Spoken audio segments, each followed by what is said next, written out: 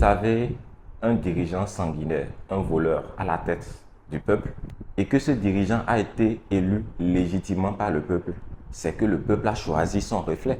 C'est une simple déduction.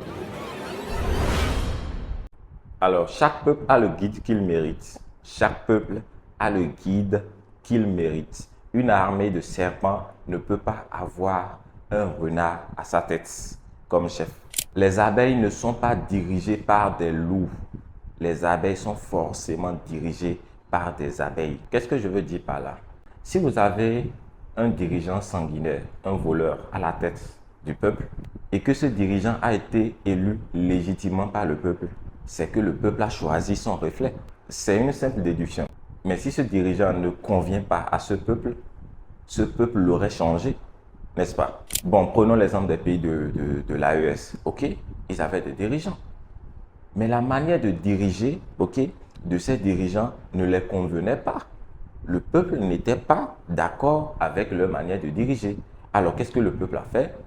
Le peuple a choisi autre dirigeant. Donc, le peuple a choisi de prendre son destin en main.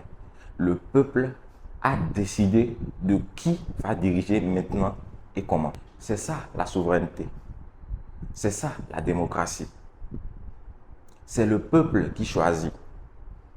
C'est le peuple qui choisit comment est-ce qu'il sera dirigé. Alors, c'est quoi mon message de ce jour? Mon message est très simple aujourd'hui. Arrêtez de traiter vos gouvernants d'incapables parce que c'est vous qui les avez choisis pour vous gouverner. Tel président est un voleur, tel président est un voyou, tel dirigeant est un sanguinaire. C'est peut-être vrai tous ces noms que vous leur donnez, mais le problème vient de l'élu ou bien de celui qui l'a élu.